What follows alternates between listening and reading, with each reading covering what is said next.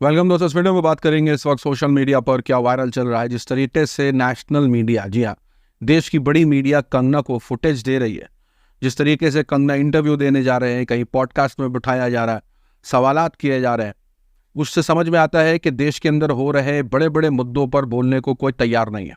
Share करेंगे आपके साथ सोशल मीडिया पर इस वक्त क्या वायरल चल रहा है और किस तरीके से जो है वो लेटेस्ट अपडेट निकल के आ रहे हैं। चाहे वो कल्याण और मुंबई ट्रेन के बीच जो हुआ उसके मामले पर क्या अपडेट है, कोलकाता में हुए हॉस्पिटल के अंदर जो वारदात हुई है उसके मामले पर क्या अपडेट है। कई सारी अपडेट्स होने वाले हैं जहां भारतीय जनता पार्टी के नेता खुद ऐसे कामों में लगे हैं जिसका सोशल मीडिया पर खुलासा हो रहा है। मूवी आई है जिसको लेकर के काफी बवाल मचा हुआ है। मूवी का नाम है IC814, जिसको लेकर के फिर से बवाल मच रहा है। शेयर करेंगे आपके साथ छोटे बड़े मामले इस वीडियो में, लेकिन आगे बढ़ने से पहले आप सभी से गुजारिश के चैनल को सब्सक्राइब और रीच के लिए लाइक शेयर कमेंट करना ना भूला करें। कल जो वीडियो बनाई थी वो डीमोनेटाइज कर दी गई थी। वजह आपको मालूम है कि अगर आप सेंसिटिव टॉपिक उठाएंगे तो जानबूझ करके यूट्यूब जो है वो वीडियो को डीमोनेटाइज कर देगा और इससे मोटिवेशन भी नहीं मिलता है। लेकिन जो हमारा काम है वो हम करेंगे।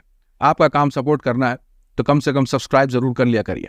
पहली अपडेट आपके साथ शेयर कर दे कि जिस तरीके से अपडेट निकल के आई थी कि कल्याण और मुंबई जो ट्रेन है उसके बीच जो ट्रेन के अंदर सफर कर रहे थे कुछ यात्री, और एक बुजुर्ग के ऊपर आरोप लगाया था कि वो अपने साथ गाय का मांस लेके जा रहा था, जिसके बाद पूरा बवाल हुआ। अपडेट निकल के आए, BBC ने भी रिपोर्ट पेश करी, उसके हवाले से नए अपडेट है। मैंने आपके साथ कल शेयर किया था कि तीनों आरोपी को बेल मिल गई थी, लेकिन उसके बाद से जिस तरीके से उनकी बेल हुई, सोशल मीडिया पर आलोचना शुरू हुई कि ऐसे सेक्शंस में गिरफ्तारी हुई थी जिसकी वजह से उनकी इतनी जल्दी बेल हो गई, तो उनके ऊपर कार्रवाई होनी चाहिए। और उसके बाद अपडेट निकल के आया कि विपक्ष पार्टी के जितेंद्र अवध और AMIM के लोगों ने मिलकर के जो है वो सेक्शंस को ऐड ऑन करने की बात करी, और अभी रिपोर्ट निकल के आ रही है कि उनकी बेल, यानी तीनों आरोपियों की जो बेल है वो रिजेक्ट कर दी गई है। इसका मतलब यह है कि बहुत जल्दी फिर से इनको अरेस्ट किया जाएगा।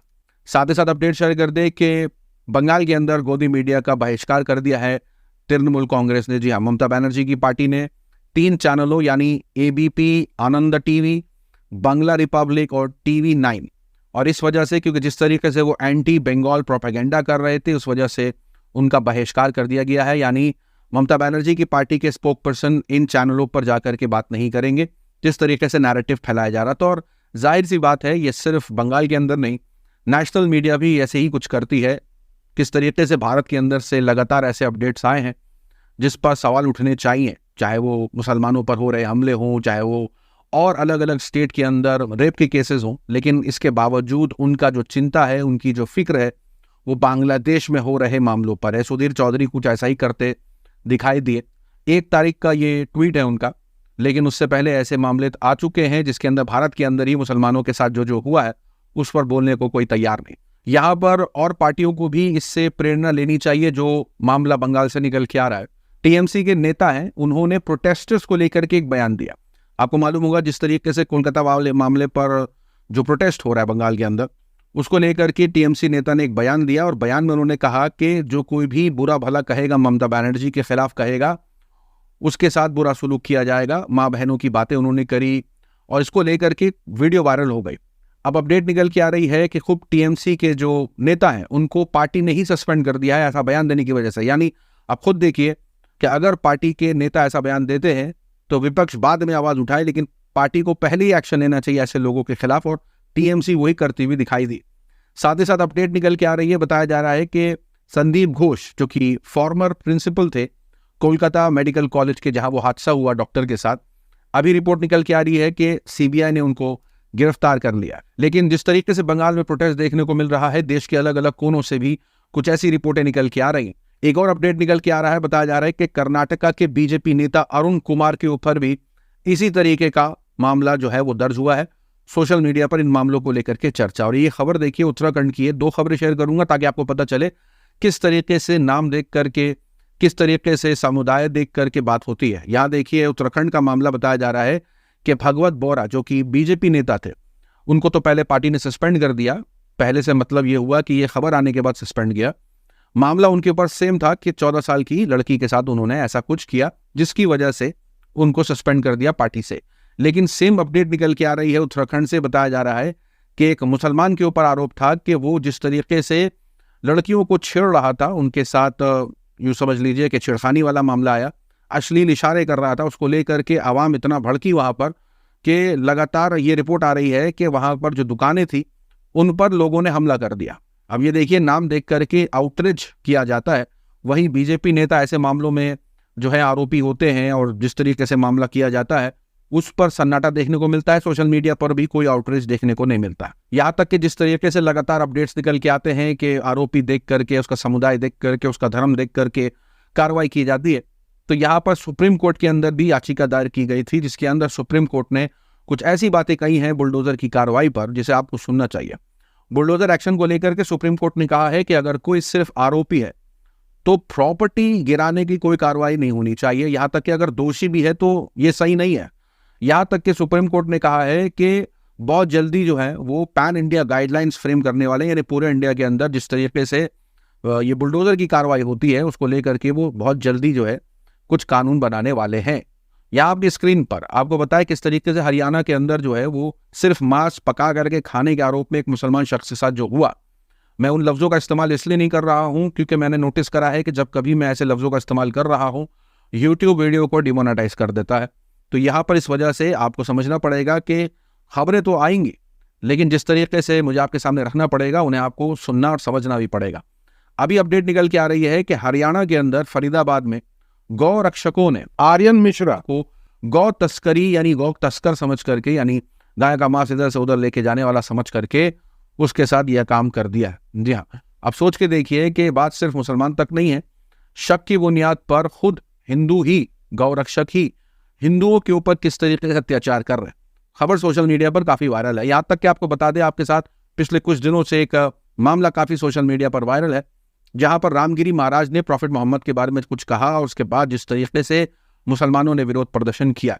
अब इसको लेकर के एक बयान निकल के आया है भाजपा विधायक का, नीतेश राणे है, उनकी तरफ से खुलेआम मुसलमानों को धमकी दी गई है और बोला है कि जो कोई भी रामगिरी महाराज के बारे में कुछ बोलेगा तो मस्जिदों में घुस करके चुन चुन करके उनके साथ मामला करेंगे। अब ये जो बयान निकल के आया है सीधे तौर पर मुसलमानों पर निशाना है, लेकिन अनभक्तों के खेमे में जिस तरीके से इस बयान को डिफेंड किया जा रहा है, एक तरफ तो ये नैरेटिव चलाने की कोशिश की जा रही है कि इसके अंदर मुसलमानों का नाम ही कहा लिया है, तो भाई मस्जिद के अंदर बात करने वाला या रामगिरी महाराज के खिलाफ कोई बोलेगा तो उसके साथ क्या होगा। और पिछले कुछ दिनों से जो अपडेट्स हैं उसके हवाले से अगर अंदाज़ा हम लगाने की कोशिश करें और मस्जिद लफ्ज़ का इस्तेमाल जो किया गया है अगर सिर्फ उसी पर ध्यान दे तो किस समुदाय पर निशाना है ये बोलने की ज़रूरत नहीं है। लेकिन अंधभक्त जो है अपनी मर्जी के मुताबिक चीज़ों को ले लेते हैं, पहले ऐसे दिखाते हैं कि ये तो इसलिए बोला नहीं गया है, और फिर आपको मालूम होगा किस तरीके से मौलाना सलमान अजहरी, जी हाँ, जिस तरीके से उनकी गिरफ्तारी अभी भी हो रखी है, अभी तक जो रिपोर्ट है वो अभी भी जेल में ही है,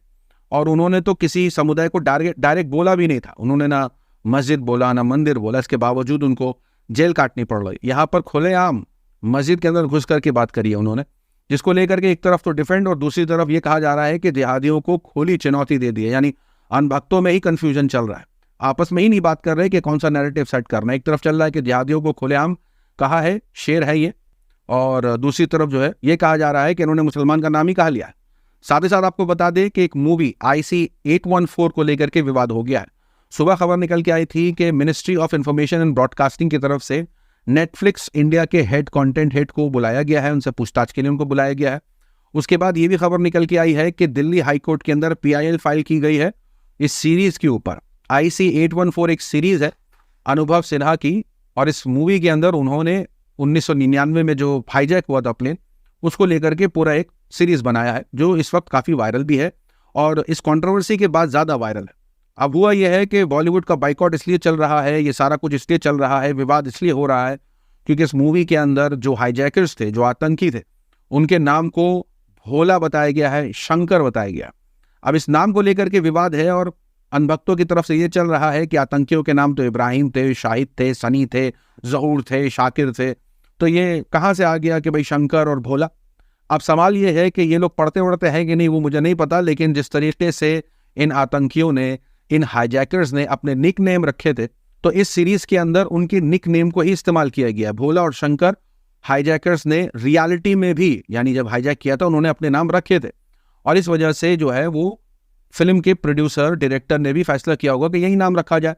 यहाँ देखिए हाईजैकर्स ने अपने नाम क्या क्या रखे थे, चीफ, डॉक्टर, बर्गर, भोला, शंकर, इस नाम से एक दूसरे को बुलाते थे, अपने असली नाम से नहीं बुलाते थे। तो मूवी बनाते वक्त उन्होंने, यानी सीरीज बनाते वक्त उन्होंने वही नाम रखे जो आतंकी और हाईजैकर्स अपना नाम रखते थे। अगर थोड़ा सा ये पढ़ लेते अनुभक्त तो इनको पता चलता कि खुद MEA यानी मिनिस्ट्री ऑफ एक्सटर्नल अफेयर की वेबसाइट पर खुद ये चीज़ें मेंशन है कि इन लोगों ने अपने ऐसे ऐसे नाम रखे थे, जिसको लेकर के सोशल मीडिया पर बवाल एक तरफ, लेकिन दूसरी तरफ जो है वो आलोचना। सवाल ये है कि किस किस को एंटी नेशनल बोलेंगे, किस किस का बाइकआउट करेंगे, क्योंकि अनीता जोशी जो कि हॉस्टेज थी उस मामले में, जहाँ एयरक्राफ्ट के अंदर जो हाईजैक हुआ था उसके अंदर ये हॉस्टेज बनाई गई थी, इन्होंने खुद कहा है कि किस तरीके से वो अपने नामों को लेते थे और उनमें से एक दो लोगों ने अपने नाम शंकर और भोला भी रखे थे। अब ये लगातार बाइकआउट चल रहा है इस सीरीज का, और उसके पीछे सोशल मीडिया पर यह कहा जा रहा है कि यही वो लोग हैं जो कंगना की मूवी के अंदर जब सेंसर बोर्ड ने कुछ कट लगाने की बात करी थी तो ये बवाल मचा रहे थे कि कहाँ गया freedom of speech, freedom of expression, कहाँ चला गया। अब खुद इस पूरे मामले पर बवाल करते हुए दिखाई दे रहा है। सोशल मीडिया की वायरल खबरों में आज के लिए इतना ही। अपनी राय सुझाव कमेंट पर जरूर बताएं। मिलूंगा अगले वीडियो में, तब तक के लिए अपना ख्याल रखें।